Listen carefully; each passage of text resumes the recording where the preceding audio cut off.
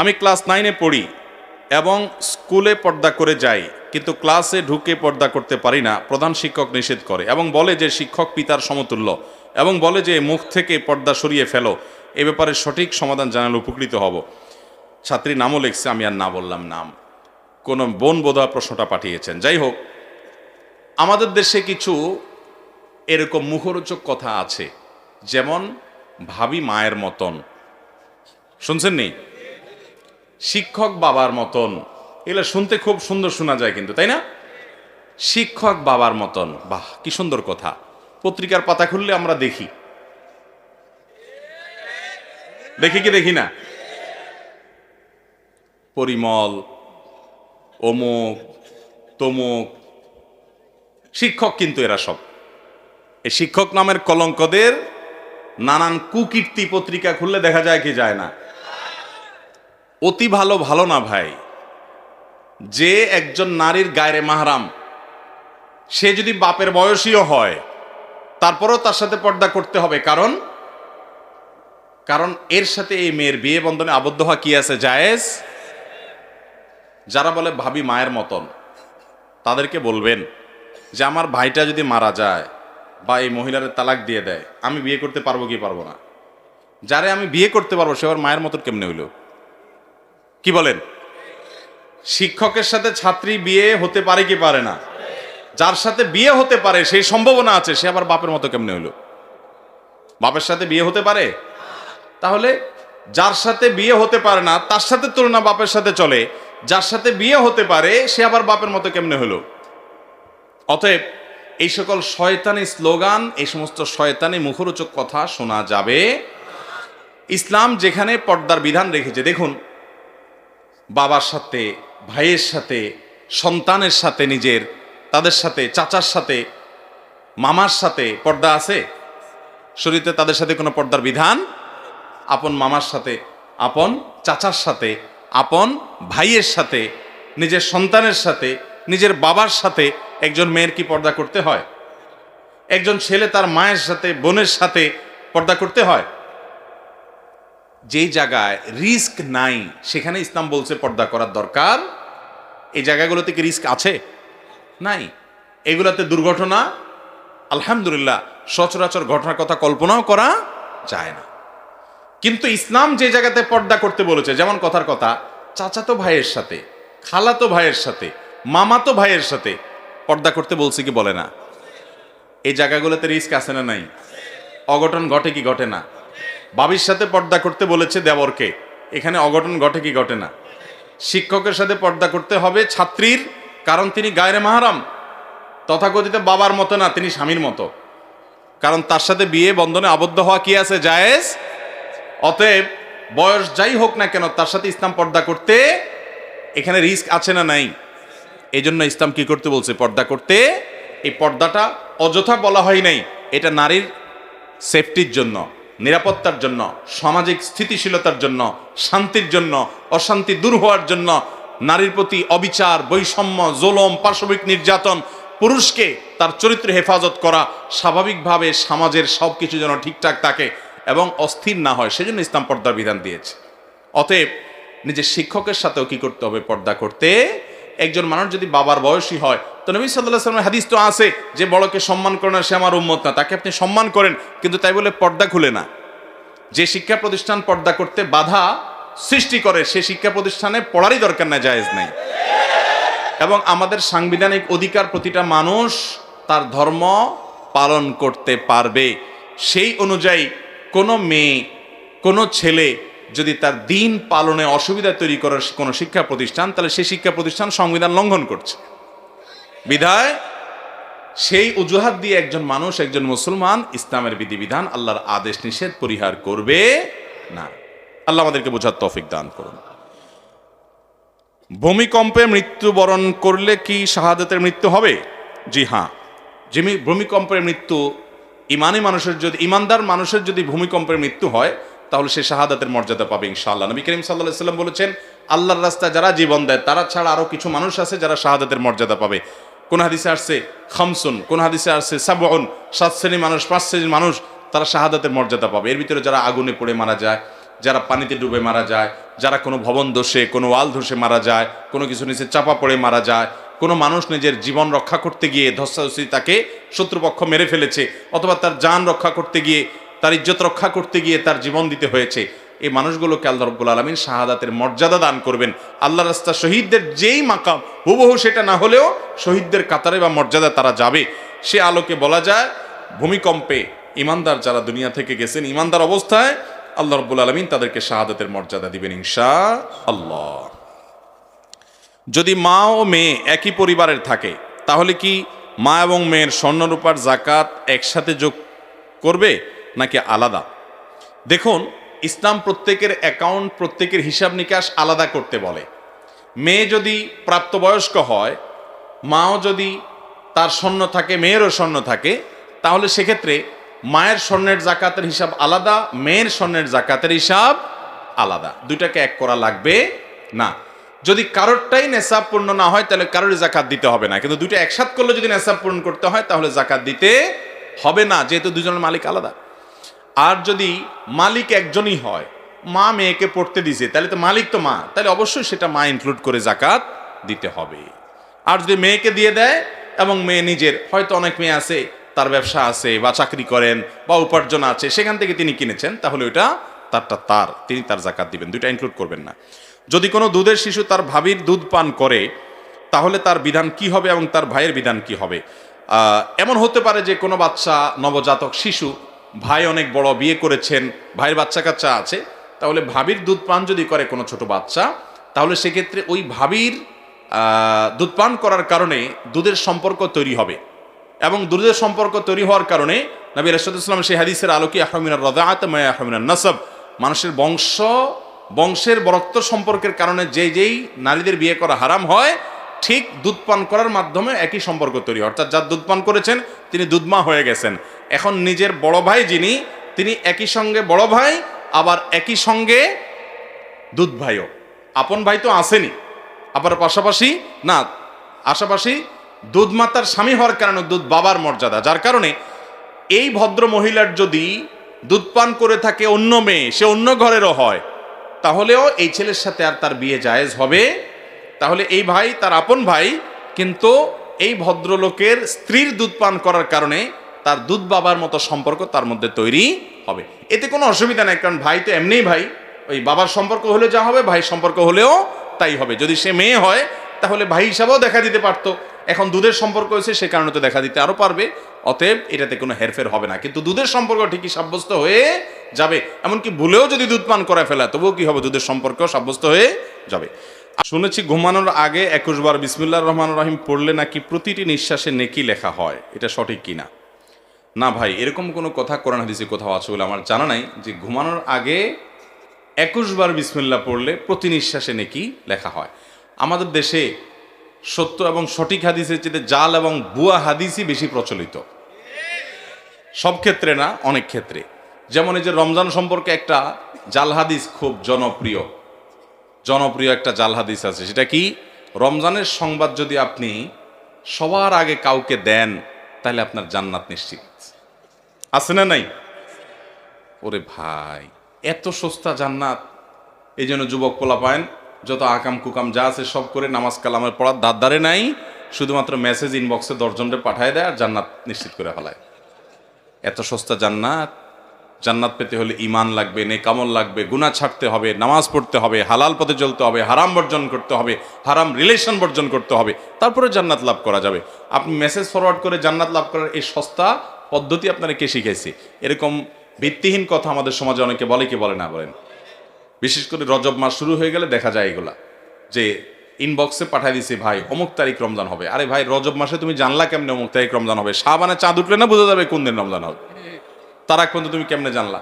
তাহলে এগুলো ভিত্তিহীন কথা। এই যে শোয়ার সময় বিসমিল্লাহ 21 বার পড়লে প্রতি নিঃশ্বাসে নেকি লেখা হয় না, এরকম কোনো হাদিস বিশুদ্ধভাবে নবী সাল্লাল্লাহু আলাইহি ওয়াসাল্লাম থেকে বর্ণিত হয়েছিল আমার জানা নাই। তবে এটা ঠিক যে বিসমিল্লাহির রহমানির রহিম এটা কোরআন কারীমের আয়াত, এটা পড়লে প্রতি অরপে আমরা সওয়াব পাবো, কিন্তু ওই যে পড়ে ঘুমায় যাব আর অটোমেটিক প্রতি নিঃশ্বাসে নেকি লেখা হবে, এই কথা হাদিস দ্বারা প্রমাণিত নয়। ভূমিকম্প হলে করণীয় কি? খুবই প্রয়োজনীয় প্রশ্ন। ভূমিকম্প আল্লাহ না করুন যদি আমরা এর মধ্যে পড়ে যাই কেউ, তাহলে ভূমিকম্প শুরু হলে আমরা কি করব? কোরআন এবং হাদিস আমাদেরকে কি বলে। প্রথমত, একজন ইমানদার যে কোনো কঠিন পরিস্থিতিতে সর্বপ্রথম তার দৃষ্টি যাবে আল্লাহ রাব্বুল আলামিনের দিকে। তিনি সব কিছুর আগে আল্লাহকে স্মরণ করবেন, আল্লাহর দিকে তার মনোযোগ চলে যাবে। তিনি জিকির করবেন, আল্লাহ তাআলা স্মরণ করবেন এবং আল্লাহর কাছে দোয়া শুরু করবেন, তওবা করবেন, ইস্তেগফার করবেন, রোনাজারি করবেন, আল্লাহর কাছে পানা চাইবেন, কারণ এটাই হলো তার রক্ষার প্রধান এবং মূল জায়গা। এজন্য ইমানদার সে কাজটি করবেন। নবী করিম সাল্লাল্লাহু আলাইহি সাল্লাম চন্দ্রগ্রহণ হলে, সূর্যগ্রহণ হলে, সাহাবীদের মধ্যে ভূমিকম্প তৈরি হলে, এরকম কোনো পরিস্থিতি তৈরি হলে তারা আল্লাহর দিকে রুজু হতেন, জিকির আজকার করতেন, আল্লাহর দিকে মনোযোগী হতেন, তওবা করতেন, ইস্তেগফার করতেন। অতএব সে কাজগুলো আমাদেরকে করতে হবে, এটা হলো প্রথম। দ্বিতীয়ত, এরকম পরিস্থিতিতে সতর্কতামূলক ব্যবস্থা হিসাবে আমরা অবশ্যই বিশেষজ্ঞরা যে পরামর্শ দিয়ে থাকেন সেই পরামর্শগুলো অনুযায়ী আমরা আমল করব। নিজেকে নিরাপদ জায়গায় নিয়ে যাব। যদি বের হওয়ার সুযোগ থাকে ভবন থেকে বের হয়ে নিরাপদ জায়গায় চলে যাব। যদি ভবন থেকে বের হওয়ার রিস্কি হয় বা সে সুযোগ না থাকে, তাহলে অন্তত ওই যে বিমের আশেপাশে থাকা অথবা আপনার শক্ত কোনো খাট, চৌকি, টেবিল এগুলোর নিচে অবস্থান নেওয়া, আরও যে যে পরামর্শ এ বিষয়ে বিশেষজ্ঞরা দিয়ে থাকেন সেগুলো অবলম্বন করতে হবে। অন্যকে সহযোগিতা করার চেষ্টা করতে হবে। একজন ইমানদার তিনি জাগতিক যে সমস্ত উপায় উপকরণ আছে এগুলো গ্রহণ করতে তার ইমান তাকে বাধা দেয় না, কিন্তু ইমানদারের সব কিছুর আছে আগে নজর চলে যাবে, তার দৃষ্টি চলে যাবে কার কাছে? আল্লাহ রাব্বুল আলামিনের কাছে। যে আমার রক্ষা করার একমাত্র মালিক মূলত কে? আমি উপায় উপকরণ হিসাবে অনেক কিছু করতে পারি, আল্লাহ চাইলে আমাকে রক্ষা করবেন, না চাইলে রক্ষা করতে কেউ পারবে না। এই জন্য দেখবেন অনেকে সামান্য আঘাতেই দুনিয়া থেকে চলে যায়, আবার অনেকে দেখবেন ভূমিকম্পের পরে 40 ঘন্টা পরে, 50 ঘন্টা পরে, একদিন পরে, 2 দিন পরে পর্যন্ত জীবিত উদ্ধার হচ্ছে কি হচ্ছে না? এই যে করোনা হলো, বহু মানুষ আমরা দেখেছি যে করোনার রোগী সাথে মাখামাখি করেছে, কিছুই হয় নাই। আবার এমনও মানুষ ছিল যে শুরু থেকে পুরো লকডাউনের দরজা জানলা বন্ধ করে পড়ে আছে, তার করোনা আক্রান্ত হয়ে দুনিয়া থেকেই চলে গেছে। আছে না নাই? অতএব সব জায়গায় বিজ্ঞান জবাব দিতে পারবে না। দুজন মানুষ পাশাপাশি আছে, একজনের ইমিউন হয়তো একটু বেশিও আছে কিন্তু সে আগে শেষ হয়ে যাচ্ছে, আরেকজন ইমিউন একটু কম, রোগ প্রতিরোধ ক্ষমতা কম, কিন্তু দেখা যাচ্ছে সে পরে শেষ হচ্ছে। কেন পরে শেষ হচ্ছে এর কোনো ব্যাখ্যা কেউ দিতে পারবে না, কিন্তু ইমানদারের কাছে ব্যাখ্যা আছে যে আল্লাহ তাআলা তার হায়াত বেশি রেখেছেন, সেজন্য সে বেশি বেঁচেছে। অতএব এরকম কোন আল্লাহ না করুন পরিস্থিতির মুখোমুখি যদি হয়, আজকে তুরস্কে যে ভূমিকম্প হয়েছে, এই ভূমিকম্প যদি আমাদের দেশে ঢাকা শহরে যদি হয়, আজকে তুরস্কে মানুষের লাশ সরাবার এবং অসুস্থ মানুষকে উদ্ধার করবার বা ভবনের নিচে পড়ে থাকা মানুষকে বের করে আনার মতো লোক তো কিছু আছে। আল্লাহ না করুন ঢাকা শহরে যদি এরকম পরিস্থিতি হয়, তাহলে উদ্ধার করার মতো মানুষ, লাশ দাফন করার মতো মানুষও পাওয়া যাবে না, কাঁদার মানুষও পাওয়া যাবে না। আল্লাহ রাব্বুল আলামিন আমাদের পাপের জন্য আমাদেরকে যেন শাস্তি না দেন, আল্লাহ যেন আমাদের প্রতি রহম করেন, আমাদের প্রতি আল্লাহ যেন ইহসান করেন, আমাদের এই গরিব দেশের প্রতি, গরিব সমাজের প্রতি আল্লাহ তাআলা যেন ইহসান করেন, যেন এই বিপদ আমাদের না আসে, এবং তুরস্কের ভাইদেরকে আল্লাহ যেন হেফাজত করেন। তাহলে খোলাসা কথা হলো, আল্লাহ না করুন যদি ভূমিকম্প শুরু হয়, আপনি দৌড়ে গিয়ে নিরাপদ জায়গায় যেতে পারেন। এমনকি আপনি নামাজে আছেন, যদি মনে হয় ভবন ভেঙে পড়তে পারে, বিপদ বেশি আছে, তো আপনি নামাজ ছেড়েও যেতে পারেন, জায়েজ আছে। এটা নিষেধ না, হারাম না যে নামাজ ছাড়া যাবে না। জীবন যদি চলে যাওয়ার আশঙ্কা হয় তাহলে নামাজ ছেড়ে আপনি বাইরে গিয়ে পরে আপনি নামাজটা পড়ে দিবেন, সেই সুযোগও ইসলামে আছে, কারণ জীবন রক্ষা করার নির্দেশ আল্লাহ তাআলা আমাদেরকে দিয়েছেন। সে চেষ্টা আমরা করব, কিন্তু ইমানদারের বিশ্বাস থাকবে যে আমার জীবন রক্ষা করার একমাত্র মালিকই হলেন আল্লাহ তাআলা, বাকি সব উপায় উপকরণ মাধ্যম এগুলো আমি ব্যবহার করার আছে করব, কিন্তু কর্ণওয়ালা জাত মূলত কে? অতএব ইমানদারের বিশ্বাস হবে সেটি। এই জন্য ভূমিকম্প শুরু হলে ইস্তেগফার, দোয়া, জিকির, সাদাকা, তাসবিহ, সালাত, আল্লাহর দিকে মনোনিবেশ করা, আল্লাহর কাছে আল্লাহর কথা স্মরণ করা এবং আল্লাহর কাছে পানা চাওয়া, এটা হবে ইমানদারের কাজ। কারণ এটা আয়াতুম মিন আয়াতিল্লাহ, আল্লাহর কুদরত সমূহের মধ্যে থেকে একটি। কিয়ামতের আগে ভূমিকম্প হবে, সেই ভূমিকম্প এই ভূমিকম্পের মতো না। আজকে এই ভূমিকম্প গোটা পৃথিবীর মানুষকে স্তব্ধ করে দিয়েছে, কিন্তু কিয়ামতের আগে যে ভূমিকম্প হবে, আল্লাহ তাআলা বলেছেন যে ইন্না জালজালাতাস সাআতি শাইউন আযীম, কিয়ামতের আগের যে ভূমিকম্প হবে সেটা হবে বিশাল ব্যাপার। তার বিশালত্ব এবং তার ভয়াবহতা কোন পর্যায়ে থাকবে, তার জটিলতা কোন পরিস্থিতি মানুষকে নিয়ে যাবে, এবং সে সম্পর্কে আল্লাহ রাব্বুল আলামিন কোরআনে কারীমে বলেছেন ইয়াউমা তারাউনাহা তাযহালু কুল্লু মুরদিআতিন আম্মা আরদাআত, সেদিন মা তার দুগ্ধপোষ্য শিশুকে দুধদানকারিণী মা ভুলে যাবেন, দুধ পান করছে, সন্তানের কথা ভুলে যাবেন পরিস্থিতি দেখে, ভয়াবহতা দেখে। ওয়াতাদা কুল্লু যাতি হামলিন হামলাহা, গর্ভধারণকারীর মার গর্ভ খালাস হয়ে যাবে, তিনি টেরও পাবেন না ভয়াবহতা দেখে। ওয়াতারান নাসা সুকারা, এবং দেখবে পৃথিবীর মানুষ মাতালের মতো, পাগলের মতো ছটফট করে ছুটে বেড়াচ্ছে এদিক সেদিক, দিক বিদিক। ওমা হুম বিসুকারা, কিন্তু তারা প্রকৃত অর্থে কেউ মাতাল নয়। ওয়ালাকিন্না আযাবাল্লাহি শাদীদ, কিন্তু আল্লাহর পাকড়াও বড় কঠোর এবং বড় কঠিন। আজকে পৃথিবীর সামান্য একটা জায়গায় ভূমিকম্প হওয়ার পর পৃথিবীবাসী নিস্তব্ধ হয়ে গেছে, পৃথিবীবাসী অবাক হয়ে গেছে এবং বিস্মিত হয়ে গেছে যে এইভাবে একের পর এক ভবন ধ্বংস হয়ে সব শেষ হয়ে যাচ্ছে। কিয়ামতের আগে ভাইরা আমার, গোটা সৃষ্টি জগৎ ইসরাফিলের সিংহা ফুৎকার দেওয়ার পর এইভাবে সব শেষ হয়ে যাবে। ইদা জুলজিলাতিল আরদু জিলজালাহা ওয়া আখরাজাতিল আরদু আথকালাহা, যখন সেই ভূমিকম্প হবে গোটা পৃথিবী ফেটে চৌচির হয়ে মাটির ভেতরকার সব বের হয়ে আসবে।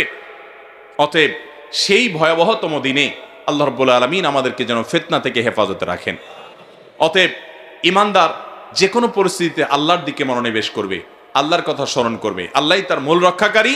এরকম পরিস্থিতিতে আমরা সেই জিকির, সাদাকা, সালাত, দোয়া, ইস্তেগফার, তওবা এগুলোর ভিতরে মাশগুল থাকবো। নবী সাল্লাল্লাহু আলাইহি সাল্লাম চন্দ্রগ্রহণ, সূর্যগ্রহণ ইত্যাদি হলেও তিনি আমলই করতেন। আজকাল তো চন্দ্রগ্রহণ, সূর্যগ্রহণকে আমাদের যুবকরা এনজয় করে, বিভিন্ন ডিভাইস নিয়ে দেখে উপরে যায়, ঠিক না ঠিক? তথ্য প্রযুক্তির উন্নতি মানুষকে আল্লাহ থেকে অনেক সময় দূরে সরিয়ে নিয়ে যায়। আজ সামুদ জাতির ইতিহাস পড়াশোনা করেন, তাদের ধ্বংসাবশেষ এখনো সৌদি আরবের মাদায়েন সালেহে আছে, জর্ডানের পেট্রাতে, অন্যান্য জায়গাতে আপনার বহু আল্লাহর অবাধ্যদের তাদের ধ্বংস হওয়ার সেই জায়গাগুলো আল্লাহ এখনো রেখে দিয়েছেন। 200-400 না, হাজার হাজার বছর আগে ধ্বংস হয়েছে, তাদের এখনো সে নাম নিশানা, তাদের সে আলামতগুলো আল্লাহ এখনো রেখে দিয়েছেন। কোরআনে পাতায় পাতায় তাদের বিবরণ আল্লাহ তাআলা দিয়েছেন। তাদের অনেক শক্তিমত্তা ছিল, অনেক প্রকৌশল বিদ্যা ছিল, আল্লাহর সব ধুলির সাথে মিশে দিয়েছেন। অতএব আল্লাহ চাইলে পৃথিবীতে মুহূর্তের ভিতরে সব ধুলির সাথে মিশিয়ে দিবেন, কিয়ামত আগে সেটা হবেই। এগুলো আল্লাহর প্রতি আমাদের ঈমানকে আরো বাড়িয়ে দেয়, আমাদের বিশ্বাসকে আরো মজবুত করে। কোরআন বলেছে যা, সেগুলোর বাস্তবায়ন আমরা দেখতে পারি। কিয়ামতের আগে নবী সাল্লাল্লাহু আলাইহি ওয়াসাল্লামের ভাষ্য অনুযায়ী ভূমিকম্পের পরিমাণ বাড়বে বাড়বে, গোটা পৃথিবীতে ভূমিকম্প চতুর্দিকে দেখা দিবে, এবং কিয়ামতের ঠিক নিকটবর্তী হয়ে গেলে পূর্বে, পাশ্চাত্যে, মধ্যে 3 জায়গায় 3টা বড় বড় ভূমিধসের ঘটনা ঘটবে। অতএব এগুলো আমাদের সেই কিয়ামতের কথা স্মরণ করিয়ে দেয়। আল্লাহ রাব্বুল আলামিন আমাদেরকে ভূমিকম্প সহ এ যাবতীয় বিপদ আপদ থেকে হেফাজত করুন। এরপরে প্রশ্ন হলো, আমার একটা ছোট ভাগিনা মারা গেছে, তার বয়স 6 বছর 10 মাস, এখনো তো তার বয়স 7 বছর পূর্ণ হয় নাই, এখন কি ওর কোনো কবরের আযাব বা সওয়াল জবাব হবে? না, ছোট বাচ্চা, তার ব্যাপারে যদিও ওলামা ইকরামের নানা রকমের মত পার্থক্য আছে, কিন্তু ইমানদারের বাচ্চা এই ব্যাপারে কোনো মত পার্থক্য নাই ইনশাআল্লাহ বিইذনিল্লাহ, যে তার কবরে কোনো আযাব হবে না এবং সে আযাবের মুখোমুখি হবে না, কারণ তার কোনো হিসাবের খাতাই আল্লাহ তাআলা এখনো খোলেন নাই। আমরা জানি দিন পালনের জন্য একজন ভালো আলেমের সোহবত প্রয়োজন। এখন ভালো আলেম চেনার উপায় কি? আর যদি এরকম কেউ না পাওয়া যায় তাহলে কি করণীয়? দেখুন, ভালো আলেম চিনবেন কিভাবে? ভালো আলেম চেনা আমাদের দরকার আছে।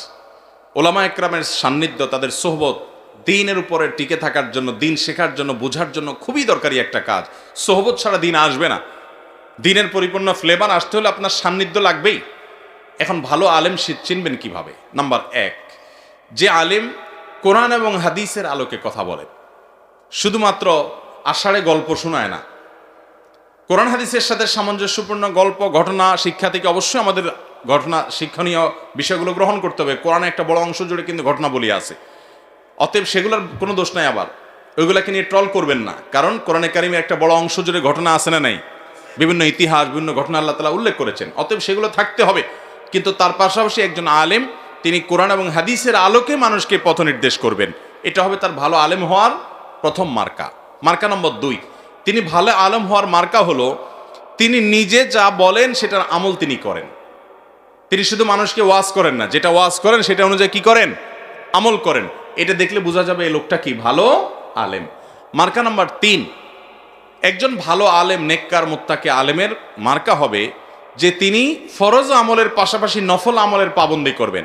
তিনি রমজানের রোজা তো রাখবেনই আলেম মানুষ, পাশাপাশি আইয়াম বীজ, সোমবার, বৃহস্পতিবার রোজাগুলো রাখার চেষ্টা করবেন। এগুলো না থাকলে আবার, নফল আমল না থাকলে আবার কাউকে বাতিলের খাতা ফেলে দিয়েন না, খবরদার। এটা হলো অত্যধিক ভালো হবে যদি ফরজের পাশাপাশি তার ভিতরে নফলের পাবন্দি থাকে। তাহাজ্জুদ, ইশরাক, চাষ, ব্যক্তিগত আমল, নামাজের সৌন্দর্য, এটা একটা বড় বিষয়, যে কত ধীরস্থিরতার সাথে, কত সুন্দরভাবে কে কত নামাজ পড়ে, তিনি আল্লাহর কাছে তত প্রিয় বান্দা।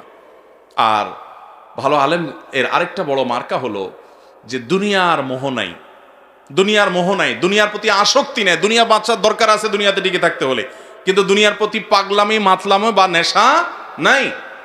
এগুলো সবগুলো হলো একজন ভালো আলেমের মার্কা। তাহলে আবারও বলছি, কোরআন হাদিসের আলোকে তিনি আপনাকে গাইড করবেন, পথ দেখাবেন, কোরআন হাদিসের রেফারেন্স দিয়ে কথা বলেন, কোরআন হাদিস অনুযায়ী আমল করেন, এটাকে মূল রাখেন। এর বাইরে বিভিন্ন ভালো ঘটনা, ভালো শিক্ষণীয় বিষয়, উপমা, এগুলো তো দিবেনই। দ্বিতীয়ত, তিনি নিজে যা বলেন সেটা অনুযায়ী তিনি আমল করেন। তৃতীয়ত, তিনি ফরজ আমলের পাশাপাশি নফল আমলেরও পাবন্দি যতটুকু হোক করেন, এবং সেই সাথে তার নামাজের সৌন্দর্য বিশেষভাবে অনেক সময় নিয়ে সুন্দর করে নামাজ পড়েন। আর চতুর্থত হলো দুনিয়ার মোহ, দুনিয়ার প্রতি টান, নেশাটা নাই। দুনিয়া প্রয়োজন আছে, দুনিয়া উপার্জন করা খারাপ না। আমার দেশে আবার মুশকিল হলো, ইমাম মুয়াজ্জিন বা আলেম ওলামারা ব্যবসা বাণিজ্য করলে আমরা মনে করি লোকটা হালাক হয়ে গেছে, ধ্বংস হয়ে গেছে। অথচ সাহাবীরা বেশিরভাগই প্রায় সবাই কি করতেন? ব্যবসা বাণিজ্য টুকটাক করতেন। আপনি ভারতে যান, দারুল দেওবন্দের উস্তাদদেরকে দেখেন, বেশিরভাগই দেখবেন কোনো না কোনো ব্যবসা বাণিজ্যের সাথে জড়িত আছেন। আপনি মক্কা মদিনা যান, হারামাইনের ইমামরা, এমন ইমাম মুয়াজ্জিন একজনও পাবেন কিনা আমার সন্দেহ, যার কোনো না কোনো চাকুরি বা ব্যবসা বাণিজ্য কিছু একটা নাই। গোটা সৌদি আরবে একই দশা। শুধু আমাদের দেশে হুজুররা কিছু করলেই তাদের অবস্থা খারাপ। হুজুররা করলেও দোষ, না করলেও দোষ। কিছু না করলে দোষ হলো যে হুজুররা শুধু পরেরটা খায়, কিচ্ছু করে খায় না। আর করতে গেলে বলে হুজুর মানুষ, শুধু টাকার পিছনে ঘুরে। বেচারা হুজুররা দাওয়াতে যদি টাইম মতো চলে আসে, বলে যে দেখছো খানা হইলে হুজুররা আর দেরি করে না, একবারে টাইম মতো হাজির। আর যদি একটু দেরি করে যায় তো বলে হুজুরের কোনো টাইম জ্ঞান নাই। তো হুজুরদের প্রতিটা কথা কথা দোষ ধরার মতো লোক এদেশে প্রচুর আছে। এই দেশে দুই শ্রেণী মানুষের উপরে সবচেয়ে বেশি ফতোয়াবাজি চলে, অর্থাৎ ফতোয়ার নামে ভুলভাল ফতোয়া দেওয়া চলে। তার একটা হলো মহিলারা, তাদের উপরে ফতোয়াবাজি খুব বেশি চলে। আর একটা হলো ইমাম সাহেব। আমি মিরপুরে এক মসজিদে ইমামতি করতাম, তো আমার এক মুসল্লি বলতো, হুজুর আপনার সব ভালো লাগে, কিন্তু আপনার হাঁটাটা আমার কাছে ভালো লাগে না।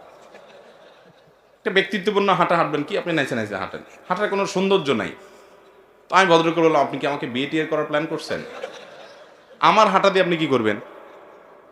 আপনি যারা বিয়ে করবেন সে মেয়ের হাঁটা পছন্দ হয় না, ঠিক আছে, এটা আপনি বললে এটা খাটে। আমার হাঁটা দিয়ে আপনি কি করবেন? আপনি আমার কথায় না শুনবেন।